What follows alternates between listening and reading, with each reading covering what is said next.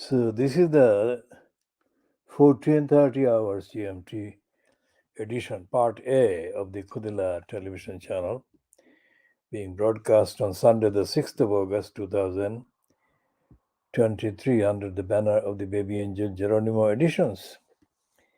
We start with Pakistan, and the item posted about last 2 minutes by the BBC online is headed Imran Khan. Is Imran Khan's political future over now? He is in jail. 2 minutes ago, and it is by Kerry Davis in Islamabad. Imran Khan has been arrested for the second time in a matter of months, but this time the reaction looks very different. What could happen next? There could not have been a starker contrast between the 9th of May and 5th of August this year. While Imran Khan's first arrest led to protests in the streets from Peshawar to Karachi, with buildings burning and the army on the streets, Saturday night was no different from any other normal night in Pakistan. Mr. Khan is currently in prison, sentenced to 3 years for not declaring money gained by selling state gifts.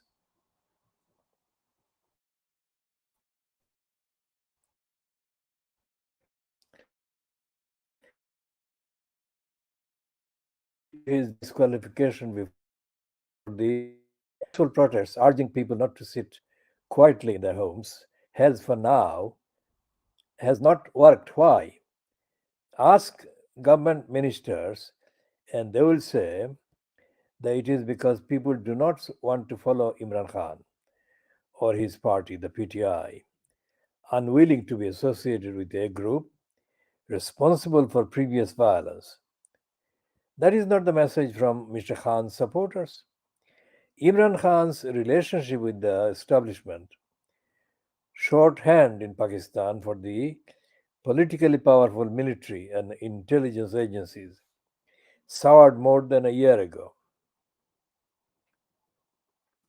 Mr. Khan was widely seen by as having come to power with the help of the establishment and to have subsequently lost it when that relationship deteriorated. Emasculated movement. Since then, instead of waiting quietly until the next election, he has continued to criticize the army's leadership. When army buildings were attacked following Mr. Khan's arrest in May, the military let it be known that they had a zero tolerance approach to those they saw as responsible. The subsequent crackdown has left Imran Khan's party decimated. His supporters were arrested in their thousands. So it's not decimated, it's actually war against Imran Khan and the supporters of a basic democratic movement in the country. And some will be tried in military courts, despite the outcry from human rights groups that the system should not be used for civilians. Some in Pakistan's media have told us that from late May, after TV stations owners met the military, journalists were no longer allowed to say Mr. Khan's name, show his picture, or even write his name on the ticket on the ticker tape. Anecdotally, many previously vocal supporters told us that they had stopped posting about the PTI or its leader on social media, deleting their posts and no longer watching his public broadcasts, afraid of who might be watching them, watching him. The government has told the BBC that it does not arrest peaceful protesters. However, BBC Urdu journalists saw PTI supporters gathering outside Mr. Khan's house in Lahore on Saturday, afternoon, taken away by police. It's not clear if they were formally arrested. Speaking on condition of anonymity, in a contact in the police told the BBC that they had arrested 100 PTI supporters. He said that the force had been told to stay vigilant and ensure no Imran Khan supporters began gathering. I think the response from the draconian crackdown has scared Khan supporters into submission, says Michael Kugelman, director of the South Asia Institute at the Wilson Center think tank in Washington.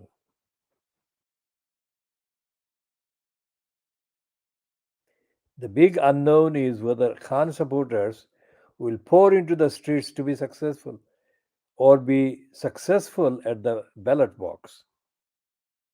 I really think that the support base was unwilling to put itself at risk in the way we saw on the 9th of May. From one sense, the military has played this just right. They used these brutal tactics that really preempted a large and more robust reaction from Khan supporters or support base. Imran Khan's legal team have made it clear that they intend to appeal against the decision to jail him. Test of the street and the vote. In the contrast, I'll read that again. In the course of the last few months, Imran Khan's lawyers have been able to repeatedly gain some temporary relief from different courts, delaying rather than stopping some of the more serious court cases. It's unclear if this will continue. Mr. Khan saw his arrest dramatically overturned back in May, but in a very different political environment. Imran Khan is one of several former Pakistani leaders who have ended up in the courts. Nawaz Sharif, Benazir Bhutto, and the military dictator Parvez Musharraf, to name just a few in recent decades. Mr. Khan imprisoned several of his own political rivals while serving as prime minister. Pakistan's politicians will often say that the justice system is politically motivated against them, while justified against their opposition. If Imran Khan remains disqualified from holding public office, there are big questions about what will happen to his party. Mr. Khan has told us previously that the PTI will live on and thrive whether he is able to be elected or not. That is far from a certainty. The next big question, given the election, is how will the remaining leadership of the PTI try to mobilize, says Mr. Kugelman. Will they try to get their supporters out on the streets? Will that be successful? It will be a good test. The PTI is a party created by and centered on Mr. Khan. Even its logo printed on the voting forms is a symbol of a cricket bat, a nod to Mr. Khan's previous career as an international cricketer. Many of the senior political figures that surround Mr. Khan, I'll read that again. Many of the senior political figures that surrounded Mr. Khan earlier this year have since left his party. Others involved in his party are in hiding, evading arrest. None of these suggests it would be easy for the party to run an effective political campaign.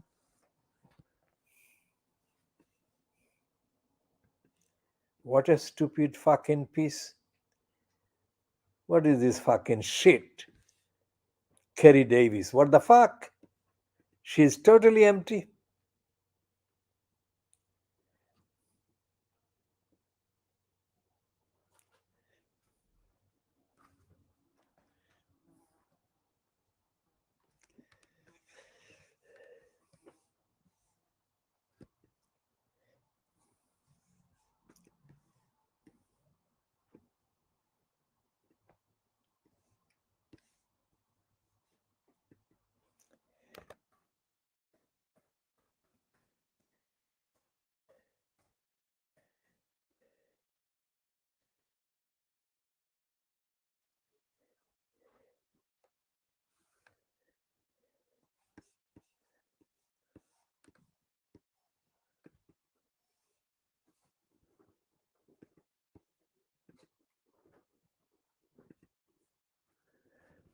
So this is 3 hours ago, and the Reuters news agency is saying, or 4 hours ago, Imran Khan's lawyers cannot reach him in jail, spokesperson says.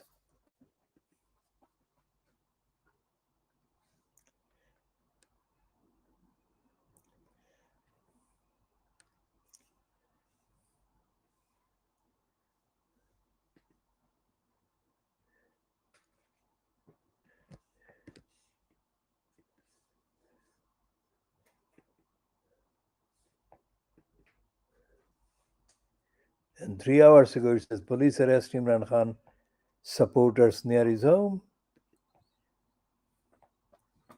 Police arrest Imran Khan supporters near his home. Now, that is posted 3 hours ago, according to this website. Police arrested some of Imran Khan's supporters on Saturday, the 5th of August, who said they were gathered for peaceful protest outside the former Prime Minister's reciting. I'll read that again. Former Prime Minister's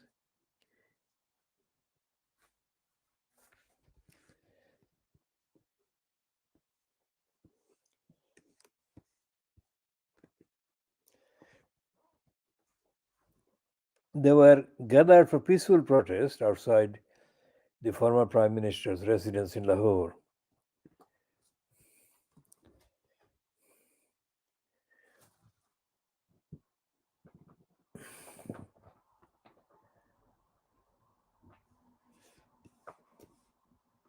Now, there is nothing, of course, there is nothing in the BBC copy, and there is nothing by the Reuters news agency so far. And there is nothing in the American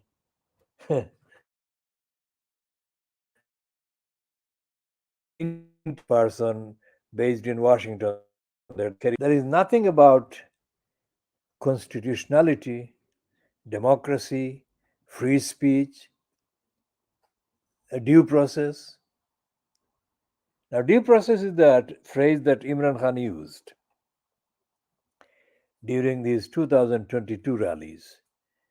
And I commented at the time that due process had to be qualified. Due process did not automatically suggest the operation of a fair judicial system. A just judicial system even more unlikely. And when Imran Khan praised the Swiss, saying that the Swiss had a judicial system, rule of law, I explained that it was not true. And I explained that by saying mainly that the Swiss have been the agents. The Swiss banks have been the agents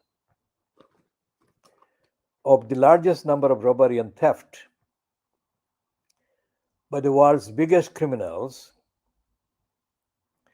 that had been looting their country, each of them, and putting the money in the Swiss banks. So, to apply positively the rule of law, as Imran Khan did, as I pointed out, was not factually justifiable. Now, back to Imran Khan's current position and the line that Kerry Davis, the Kerry Davis is, of course, putting on a very timid Pakistan government dictated kind of line. She cannot be claiming that she has been prevented from the Pakistan by the Pakistan military from running this copy if she had included in the copy items about international law, human rights, the United Nations, and all the other things that are involved in the denial of the ordinary courts the actual role in any judicial proceeding that may be instigated against Imran Khan. And she has not even discussed this dichotomy, the actual contradiction between the military assuming the right to try Imran Khan and the other thing that Rachel Shabi pointed out on the Sky News in the last 24 hours. Imran Khan has been sentenced immediately, and the trial has been done without any real legal process. And the whole thing has been completely sham. So let's see what Rachel Shabi has said.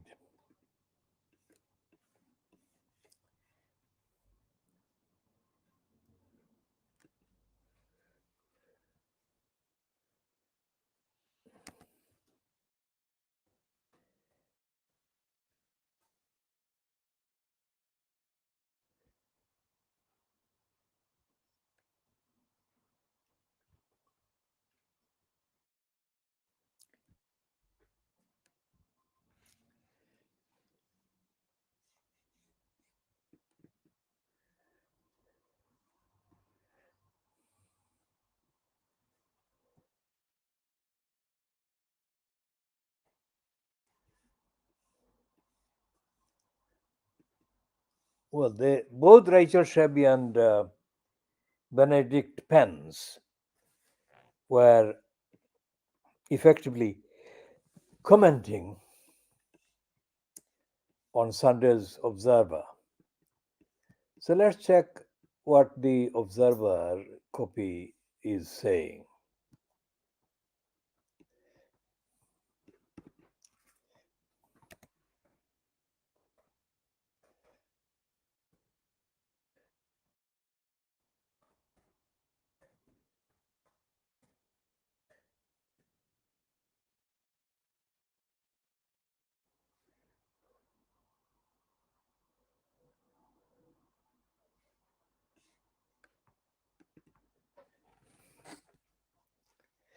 And the Observer is saying how, well, the Observer meaning the Guardian, from playboy cricketer to populist politician, how Imran Khan's promises to Pakistan fell away. He called on his team to fight like tigers to win the World Cup. Now facing jail, does he have it in him to pull off yet another comeback? That is their subheading. This is the one that written by Emma Graham Harrison. It doesn't say where she is based. Imran Khan, former Pakistan Prime Minister, sentenced to 3 years in jail. From a playboy cricket celebrity with a British socialite wife to a conservative populist candidate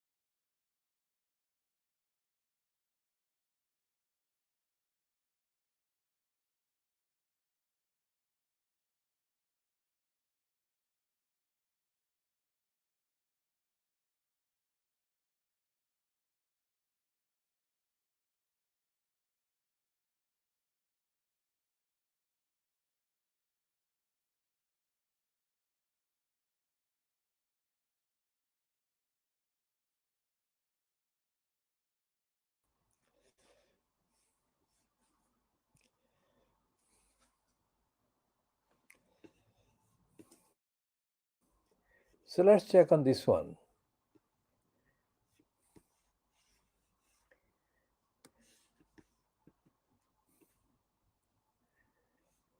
Because instead of talking about Imran Khan being a playboy, they should be talking about the struggle for democracy, the struggle for unity, and the three mottos that Muhammad Ali Jinnah pronounced as the way forward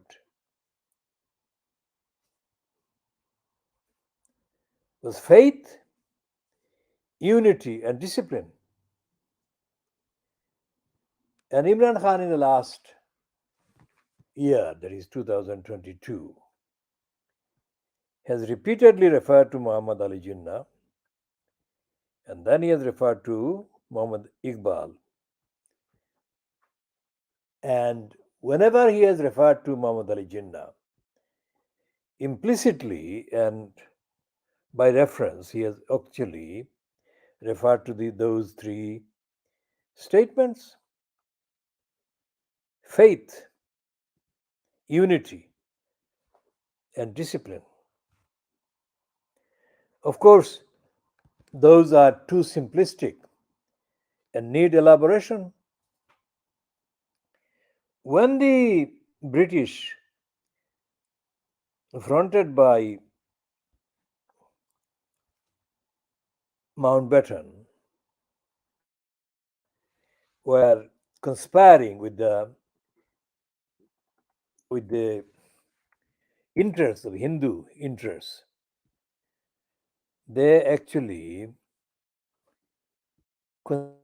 conspired in full knowledge to sabotage, to undermine, and to defeat a Muslim country emerging as a solid democratic entity in the subcontinent as a result of the departure of the British.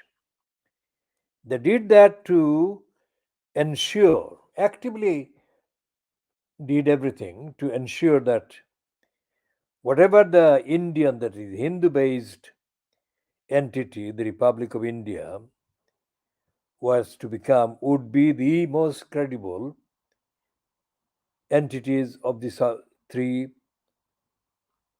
of the parts of the subcontinent. Of course, Pakistan and India were the two. Bangladesh wasn't there for another 23 years.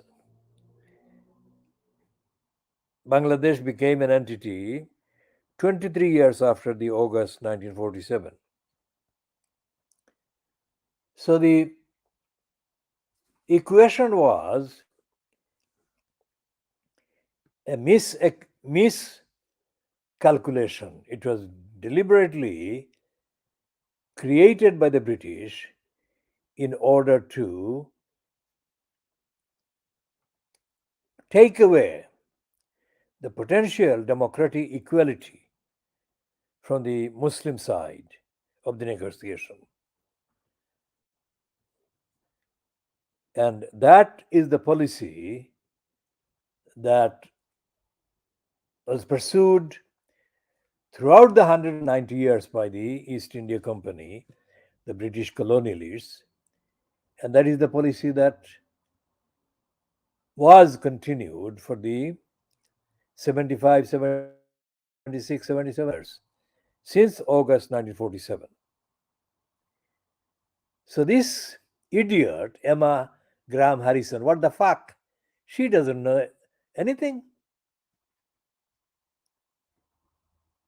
So anyone who is reading this thing, let's say anyone who read the Observer today, Sunday, the 6th of August,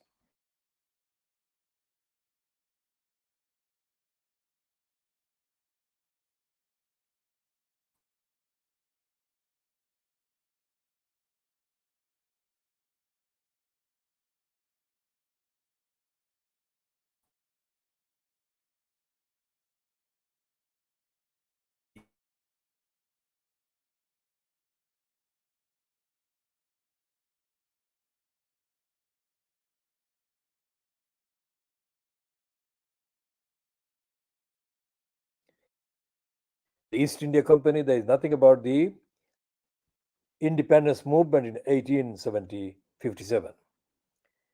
And there is most certainly no mention of the massacre by Dyer in Amritsar, Gujranwala Bagh. So let's see what is happening there.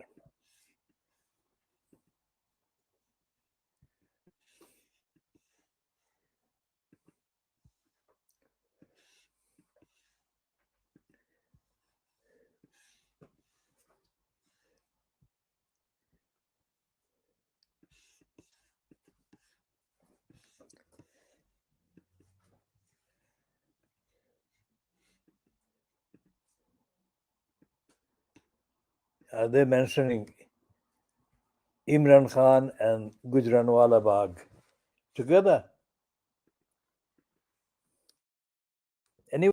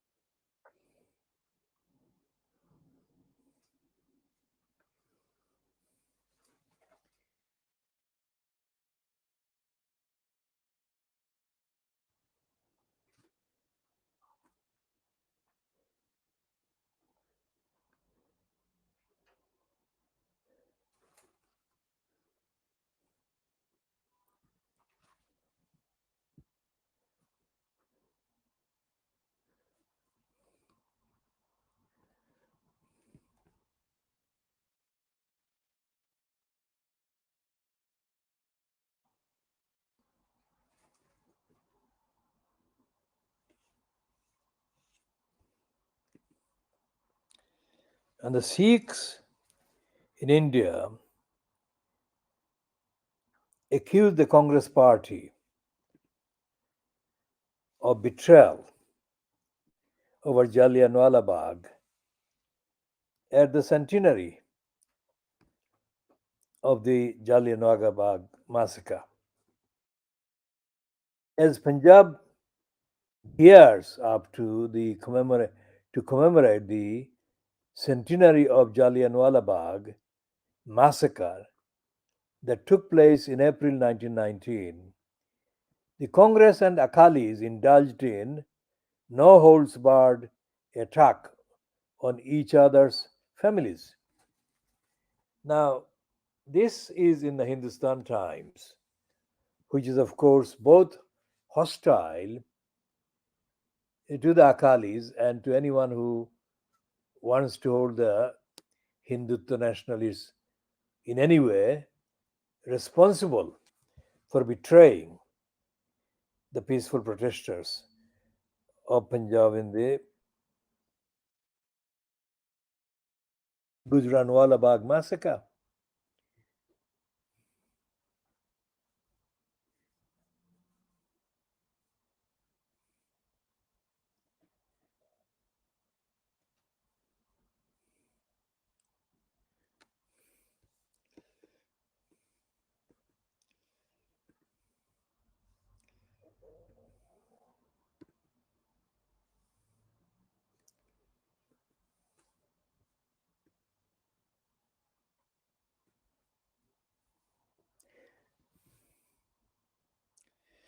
So there is this piece in the Hindustan Times that is saying local bodies minister Navjot Singh Sidhu, jails minister Sukinder Singh Randhawa, Congress MLA Kuljit Nagra, and Akali leader Bikram Singh Majithia exchanged charges outside the House on Monday after Speaker Rana KP Singh did not allow Majithia to ask a supplementary to his call attention motion against Sidhu on the Amritsar train tragedy. It's not Amritsar train tragedy, claiming that no permission was sought for the function. Majitia said the victims' families are yet to get jobs. Now, this is the different reference to the Amritsar event, not the Gujranwala Bagh event. Later, Sidhu and Majitia took potshots at each other in back to back press conferences. Sidhu produced accounts of historians claiming that Majitia's great grandfather, Sundar Singh Majitia, was fated General Dyer after the massacre, and the British later bestowed the title of Sardar Bahadur on him and gave him the Gorakhpur Riyasat. Now, this is the British bribing as they bribed their way into when they bribed Mir Zafar Ali Khan. In his book, historian B.N. Datta wrote that Sundar Singh praised General Dyer after the tragedy and called it a mischievous attempt to malign his image. Writer Kushwant Singh too said in his book that where he went to Sundar Singh to get an autograph, he refused after seeing picture of freedom fighter Bhagat Singh in it and flung the book in the air. Kushwant wrote that he was not able to forgive him for the boorish behavior and he did not respond to friendship gestures of his sons and grandsons, Sidhu said. Nagra said, since Punjab is observing 100 years of the tragedy and the House has passed a resolution seeking an apology from the UK government, it is only befitting that Mujtia too tender an apology on behalf of his great grandfather. Now remember, this is the point that I made earlier. The UK is centrally involved, currently involved, in the cover up and the denial of the massacre by Dyer. Randhawa said Simranjit Singh Mano, man of SAD Amritsar, has tendered an apology on behalf of his grandfather, who too was a British loyalist and gave testimony against Bagrat Singh. They, however, ducked the question. I'll read that again.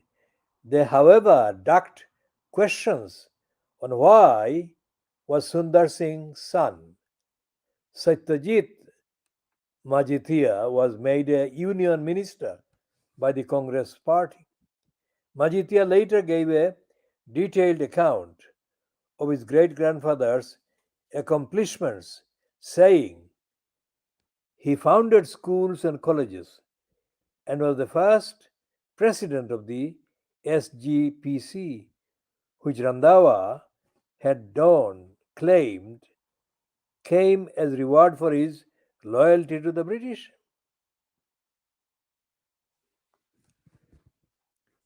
He was part of the Legislative Council along with the likes of Sir Choturam.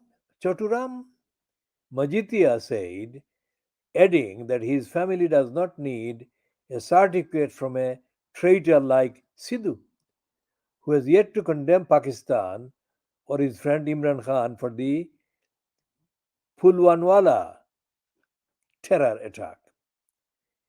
If he gets personal, I too can question whose wife had to be taken to hospital, he said in reference to Sidhu's wife.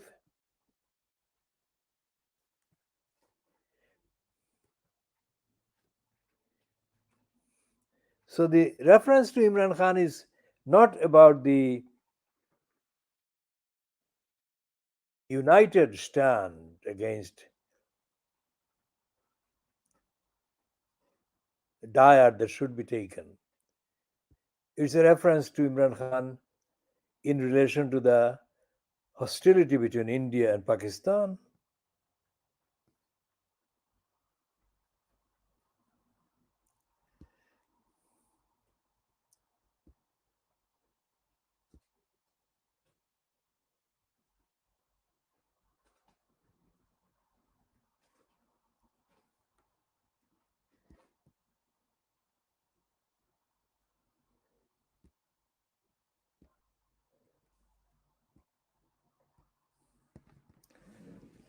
So the Hindustan Times piece is,